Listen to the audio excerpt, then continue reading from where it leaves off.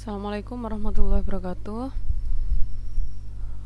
Di kesempatan kali ini saya akan menjelaskan tentang topik data mining yang selanjutnya, yaitu estimasi dan prediksi. Ini adalah bagian dari topik yang sebelumnya. Jadi sebelumnya sudah saya jelaskan tentang clustering sama klasifikasi. Jadi ini adalah lanjutan dari lanjutan dari materi yang kemarin ya, yaitu estimasi dan prediksi. Istilah lain dari prediksi adalah forecasting. Jadi forecasting ini bisa diartikan peramalan atau prediksi. Kalau estimasi ini pendekatan. Kemudian metode yang ada di estimasi sama forecasting terdiri dari, ini salah satu aja ya. Jadi beberapa aja yang saya tulis di sini, sebenarnya masih ada, tapi ini sebagian aja. Jadi ada regresi linear, neural network, support vector machine, deep learning, generalist linear model. Mungkin nanti waktu deskripsi bisa di-explore lagi mau pakai metode yang mana. Tapi di kesempatan kuliah ini saya hanya menjelaskan untuk yang regresi linear karena ini untuk pembelajaran, jadi nggak terlalu yang jelimet ya, nggak terlalu yang susah banget. Jadi yang paling sederhana untuk belajar adalah regresi linear yang pertama ini. Kemudian algoritma estimasi itu mirip dengan klasifikasi sebenarnya, tetapi variabel target atau atributnya ya, kelasnya itu bukan kategorikal. Jadi numerik itu bilangan ya. Numerik itu bilangan, bukan kategorikal. Jadi yang kemarin sudah belajar klasifikasi kemarin kelasnya adalah kategori. Jadi yes, no, main atau tidak, seperti itu ya. Terus seperti lensa kemarin ada yang soft, hard, kemudian ada yang normal. Nah itu kan kategori.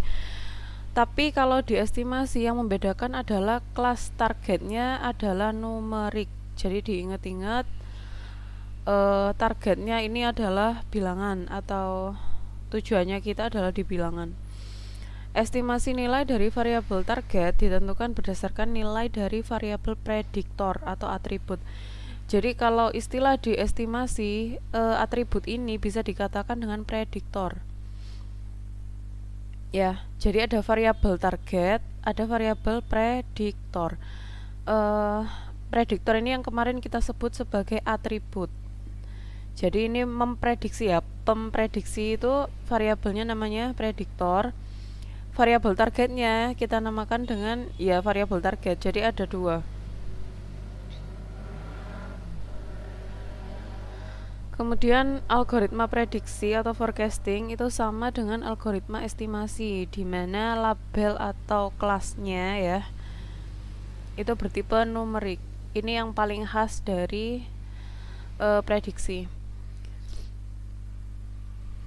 Bedanya kalau di mana? Di prediksi atau forecasting. Ya, forecasting. Prediksi itu dinamakan forecasting. Jadi apa bedanya antara prediksi dengan estimasi? Kalau di prediksi itu adalah data yang menjadi bahan baku adalah data rentet waktu, time series. Jadi data time series itu yang menjadi bahan baku untuk prediksi atau forecasting. Jadi misalkan kamu mau memprediksi bulan Januari 2021, kamu harus punya data rentet waktunya mulai dari Januari sampai Desember 2020 misalkan, atau mulai dari 2 tahun sebelumnya, dari Januari sampai Desember 2019. Nah, ini yang dinamakan data rentet waktu. Jadi ada histori data yang dipunya untuk memprediksi yang ini. Memprediksi yang di Januari 2021 itu adalah forecasting.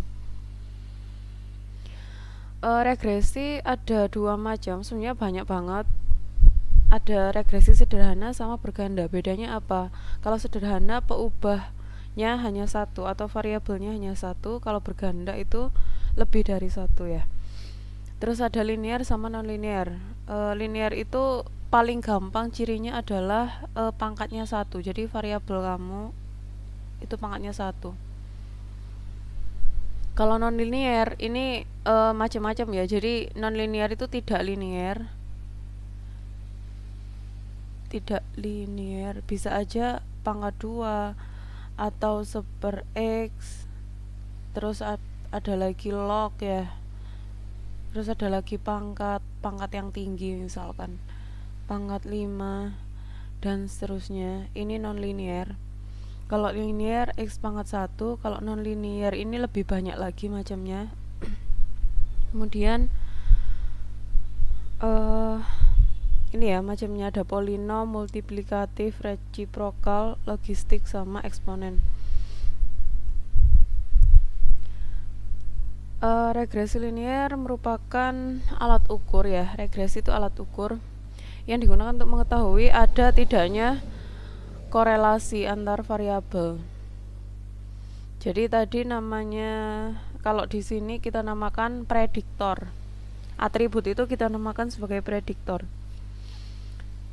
Analisis regresi lebih akurat dalam menganalisis korelasi karena tingkat perubahan suatu variabel terhadap variabel lainnya dapat ditentukan.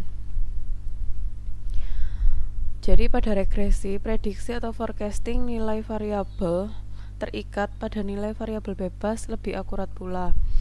Regresi linear adalah regresi yang variabel bebasnya, variabel X-nya ya, berpangkat paling tinggi 1. Untuk regresi sederhana hanya melibatkan dua variabel, X dan Y.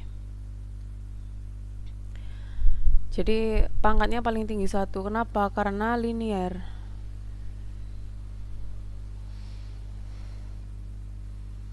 Tahapan dari regresi linear sederhana itu gini. Yang pertama persiapan data, yang kedua identifikasi atribut dan label. Jadi atribut tadi kita sebut sebagai variabel prediktor. Yang ini kita sebut sebagai variabel target. Ya, kalau di klasifikasi kita namakan label, tapi kalau di regresi linear kita namakan variabel target. Kemudian menghitung X kuadrat, Y kuadrat, XY dan total dari masing-masingnya. Kemudian yang keempat, hitung A dan B, ini koefisien regresi berdasarkan persamaan yang sudah ditentukan. Kemudian terakhir buat model persamaan regresi linear sederhana. Persiapan data. Karena sifatnya yang numerik ya, sudah saya jelaskan di slide yang awal tadi. Untuk variabel target maupun variabel prediktor ini sama-sama tipe datanya adalah numerik alias angka ya, atau bilangan. Jadi nggak ada kategorikal seperti di klasifikasi. Jadi bisa dilihat di samping ini di kiri ada X sama Y. X itu sebagai variabel prediktor, kemudian jumlah cacat itu sebagai variabel target. Maksudnya apa? Jumlah cacat ya, Y ini akan dipengaruhi oleh rata-rata suhu ruangan. Jadi X itu yang memprediksi Y. Saya tulis X akan memprediksi Y. Jadi yang variabel bebasnya itu X, ini variabel bebas. Yang ini variabel terikat. Jadi semuanya tipenya numerik. Ini persiapan datanya. Kemudian yang kedua, rumus regresi linear sederhana. Rumusnya hanya ini. Y sama dengan A plus BX. Ya, jadi X-nya tadi kan variabel ya, bebas. Yang ini variabel terikat. Atau X-nya ini prediktor. dan yang ini adalah target. Kemudian A dan B nya adalah apa? Koefisien yang akan kita cari ya, dengan rumus yang ini. A sama B ini adalah nilai, sebuah nilai. Ya, ini nanti saya jelaskan di yang ketiga. Ini mungkin pakai tabel itu lebih enak. Jadi untuk langkah yang ketiga, untuk mencari koefisien A sama B-nya, itu kita mencari X kuadrat, Y kuadrat, sama XY. Di sini kita dapatkan, ini kan data, dua kolom yang pertama adalah data. Kemudian ketemu X kuadrat sama Y kuadrat, yang di samping kanan ini nambah kolom ya, nambah kolom X kuadrat, Y kuadrat, sama XY ini pertambahan kolomnya. Kemudian akan dijumlah di bawah ini 48, 76 dan seterusnya. Ini adalah jumlah dari X kuadrat. Yang ini jumlah dari X kuadrat. Jadi notasinya itu sigma X kuadrat akan sama dengan 4876. Sigma dari Y kuadrat itu akan sama dengan 618, dan sigma dari XY akan sama dengan 1640. Kemudian yang ini, yang awal itu adalah sigma X 220 dan sigma Y nya 72. Nah, seperti ini. Ini yang kita dapat dari langkah ketiga. Lalu langkah keempat, menghitung koefisien A dan B pakai rumus tadi di awal ya. Jadi untuk koefisien regresi A, rumusnya sigma Y, ini sigma X kuadrat. Ini udah dapat semua dari mana? Dari tabel. Nah, ketemunya min 27,02. Kemudian untuk koefisien regresi yang B ketemunya 1,56. N itu jumlah data. Jadi jumlah data kamu berapa? Jadi kan ada tanggal 1 sampai 10, berarti jumlah datanya 10. Kemudian modelnya. Nah, kita udah sampai ke model. Jadi modelnya karena ini ya, yang tadi kan Y sama dengan apa tadi? A plus BX. Jadi Y nya itu variabel, A nya kita isi min 27,02 ditambah 1,56 X. Nah, seperti ini. Ini adalah model regresinya kayak gini. Kemudian jika memprediksi jumlah cacat produksi untuk data baru ya, misalkan diketahui ada data yang akan diprediksi, misalkan suhunya 30 derajat, berapa yang ditanyakan, berapa jumlah cacat. Nah, berarti dengan model regresi yang sudah didapat tadi akan ketemu Y, jumlah cacat kan Y, suhu ini sebagai X, berarti min 27,07 ditambah 1,56 X. Hasilnya seperti yang contoh ini. 30 nya sebagai X, berarti dimasukkan ke sini, ketemu 19,78, jadi sekitar 20 ya, 20 jumlah cacat. Nah, ini adalah hasil akhir dari prediksi. Jadi bentuknya bukan pohon keputusan seperti di klasifikasi, tapi hasil akhir dari ini adalah model. Ini adalah model prediksi.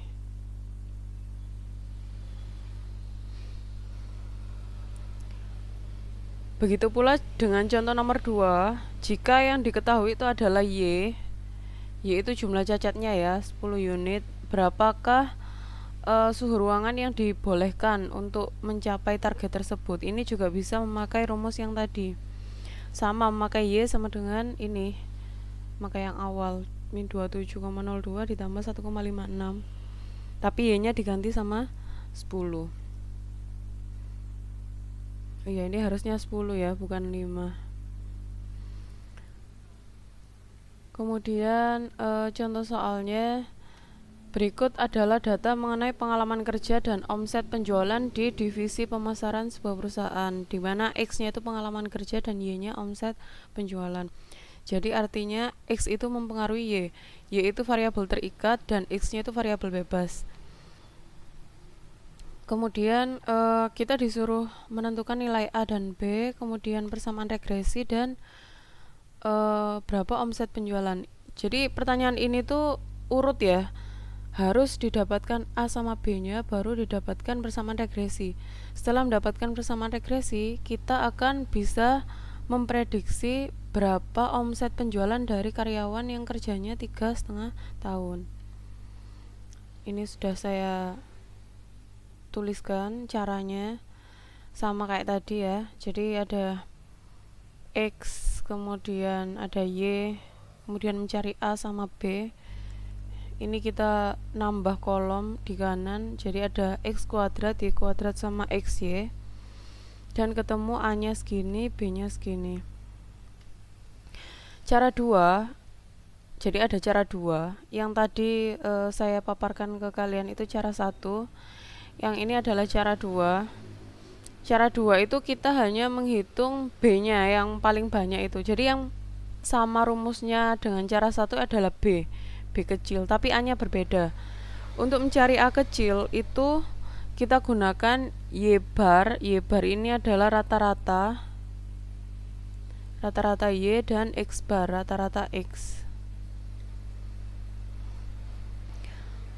Jadi setelah mendapatkan B ya 1,25, kita akan mendapatkan A, tapi A-nya itu kita dapatkan dengan hasil dari B ini. Kan beda sama tadi. Kalau tadi A-nya dihitung dari awal. Yang ini dihitung dari awal A-nya. Pakai rumus yang di awal tadi. Kalau ini enggak, ini A-nya kita hitung dari hasil B kecil. Kemudian cara yang ketiga itu pakai cara matriks. Jadi materi aljabar linear dan matriks itu kita pakai di sini. Rumusnya adalah ini.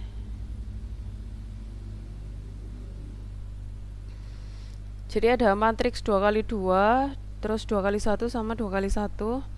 Ini N, sigma X, sigma X kuadrat ya. Terus yang sebelah hasilnya adalah sigma Y dan sigma XY. Kemudian cara untuk mencari A ini pakai sifat dari determinan A1 per determinan A, di mana A1-nya itu kan kita mau nyari A itu kan kolom pertama, kolom yang ini kolom A, ini kolom B. Kolom A-nya itu kita ganti dengan hasil. Jadi ini tuh hasil. Ini kan sama dengan ini sigma Y dan sigma XY. Kalau A2, kolom B-nya kita ganti dengan hasil. Kalau A-nya sendiri itu kita asli ya. Jadi ruas yang ini itu akan jadi yang ini. Itu cara menentukan A sama B. Bisa juga dengan cara lain, dengan cara inverse juga boleh. Jadi banyak cara. Ini salah satu aja. Kemudian didapatkan hasil dari sini ya. Dengan menggunakan cara yang tadi didapatkan hasil A-nya 3,25, B-nya 1,25. Kalau dimasukkan ke sistem, sebuah sistem ini ya, program komputer, nanti kalau kalian ngoding itu lebih mudah untuk memakai cara matriks daripada pakai cara yang 1 sama 2. Kenapa? Karena memasukkan angkanya untuk data ini itu lebih mudah dalam bentuk matriks. Jadi lebih mudah komputer itu menerima bentuk ini daripada bentuk yang awal tadi. Nah, sehingga didapatkan A kecil 3,25, B-nya 1,25. Persamaan regresinya dengan rumus yang tadi, yaitu Y sama dengan B ditambah AX Oh, kebalik. A ditambah BX ya adalah Y sama dengan 3,25 ditambah 1,25X. Kemudian apabila diketahui untuk data uji yang baru 3,5, maka langsung aja dimasukkan ke persamaan yang ini. Untuk X-nya 3,5 tinggal disubstitusi aja. Jadi ketemu omset penjualan dari seorang karyawan yang pengalaman kerjanya itu 3,5 tahun adalah 7,625. Model regresi, apa bedanya model regresi linear sama non-linear? Untuk yang linear ya, itu yang seperti saya jelaskan sebelumnya tadi, itu kan linear sederhana. Yang Y sama dengan A plus BX itu linear sederhana. Y sama dengan A plus BX. Ini linear sederhana. Linearnya dari mana? Linearnya dari X pangkat 1. Sederhananya dari mana? Sederhana itu dari peubahnya hanya 1. Sederhana itu terdiri dari satu peubah, X aja. Kalau di sini, di contoh yang model yang ini ya, ini regresi linear juga, tapi ini tidak sederhana, jadi ini berganda. Jadi berganda itu X-nya lebih dari 1, ada X1, X2, dan lain sebagainya. Di sini hanya membahas linear. Untuk non-linear nanti bisa dipelajari sendiri, bisa dieksplor jika mau mendalami. Jadi yang kita pakai ini hanya yang kolom kiri, yaitu linear aja. Jadi ini X-nya pangkat 1, ini pangkat 1 semua. Oke, kayak gitu ya. Nah, regresi non-linear bentuknya banyak. Ada von Bertalan, Richard. Jadi banyak persamaan kalau mau mengeksplor non-linear. Kemudian regresi linear berganda ya, melibatkan lebih dari satu variabel bebas. Misalkan gini, untuk di persamaan ini regresi linear berganda, kalau sampai sini itu linear sederhana. Kalau sampai sini itu sudah berganda. Jadi berganda itu lebih dari 1 X-nya. Nah, contohnya kayak gini. Ini tuh vektor ya. Jadi yang saya tebali itu adalah vektor. Ini vektor Y sama dengan vektor X dikali vektor W ditambah E. E itu error. Jadi nanti akan ditemukan vektor W. Jadi pertanyaannya itu vektor W yang meminimalkan jumlah residu atau error kuadrat.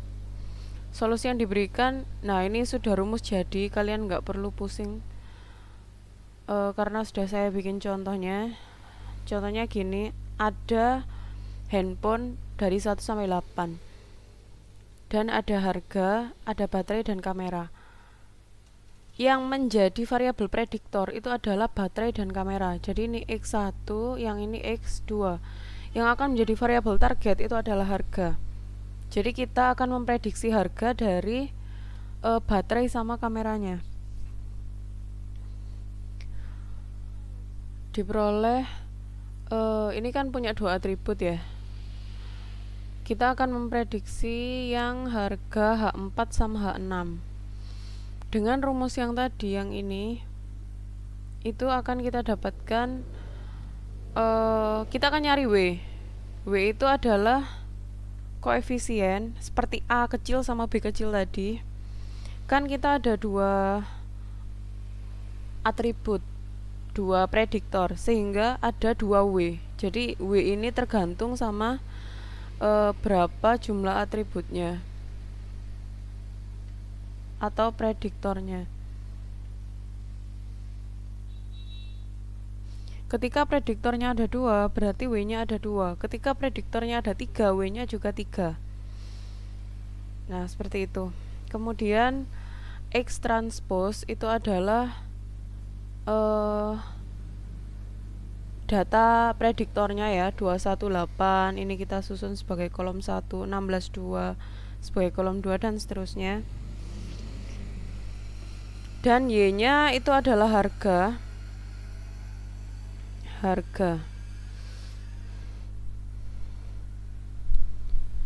Kemudian dengan perkalian ya, ini kalian dengan mengalikan dengan rumus ini akan diperoleh W-nya. W1 nya min 0,0113 dan W2 nya 1,0317. Kemudian didapatkan Y nya. Ini sudah model, jadi W ini sudah masuk ke modelnya. Ini adalah data uji. Kan kita mau menguji H4 sama H6. Jadi ada 14 sama 9, 24 dan 5.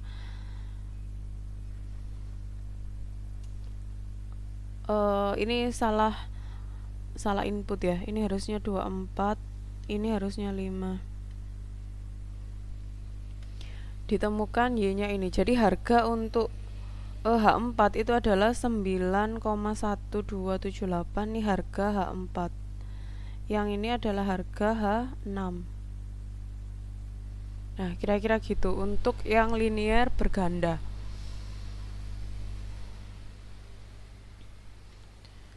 Nah, ini contoh soal, ada berat sama tinggi soal C. Yang menjadi X itu adalah berat, yang menjadi Y adalah tinggi. Jadi kita akan memprediksi tinggi berdasarkan berat. Kalau yang contoh soal D ini regresi linear berganda. Jadi bedakan antara soal C.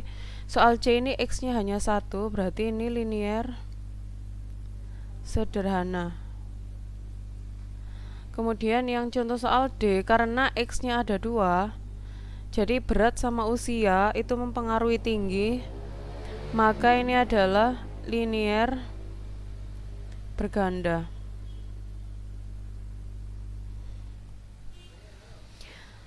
Nah, ini sebagai latihan ya, pakai contoh soal yang sudah saya paparkan tadi, disesuaikan sama contoh kasusnya. Jadi ketika X-nya 1 itu pakai sederhana, ketika X-nya 2 itu pakai berganda. Sekian materi untuk estimasi dan prediksi.